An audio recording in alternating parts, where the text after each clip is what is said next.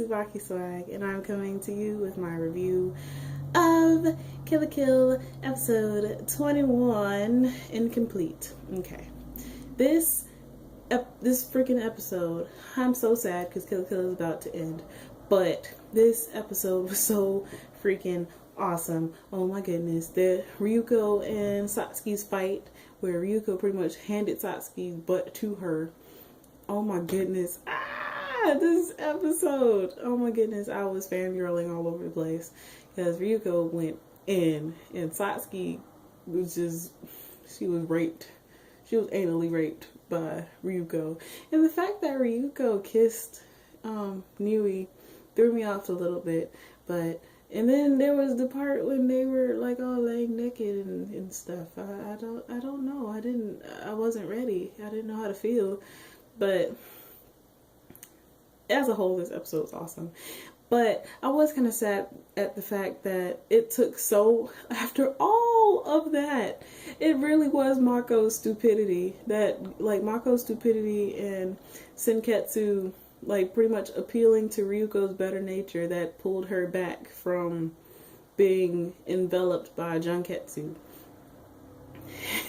And please explain to me why when Ryuko threw her half of the scissor blade at Nui and she went in, got pierced in the back and put a crater in the ship, she turned around and was still smiling like there was nothing wrong. That Nui freaks me out a little bit, but that's neither here nor there. This episode was so freaking amazing because Ryuko, and the fact that Satsuki could use Junketsu, even though they don't have the same connection, of course, that Ryuko and Senketsu have. The fact that Satsuki could use Senketsu and use him to almost pretty much the same ability that Ryuko did, not quite as strong, of course, but she was able to call out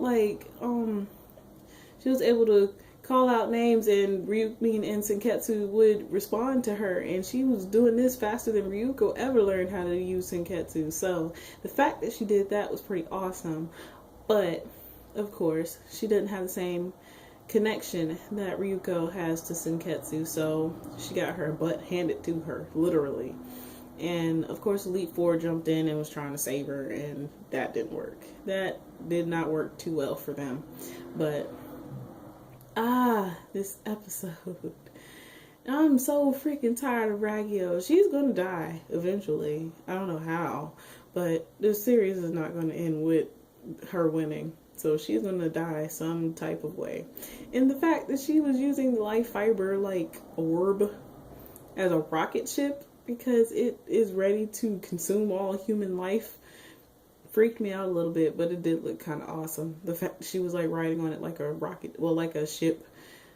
Anyways, this episode, I was really just fangirling all over the place. And Mako is so freaking stupid. But I love Mako though. She really is my favorite character on the whole show. And the fact that she was able to team up with Senketsu, even though she cannot understand what Senketsu is saying, she can she can feel how he's feeling.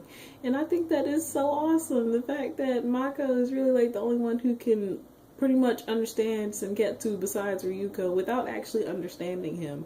So the fact that they teamed up and finally pulled Ryuko out, pulled her back to her senses, and Ryuko almost killed herself trying to take Junketsu off because Junketsu was stitched to her body, to her, pretty much to her internal organs, so she took it off, it would kill her. Just the fact that she could bring Ryuko back after everything Ryuko did up to this point is pretty awesome. Good job, Mako, because Mako is freaking amazing. But this episode, I was fangirling all over the place because this episode was so awesome, and I'm so mad that I didn't get to watch it when it came out, because I would have did my review when it came out. But I mean, what can you do?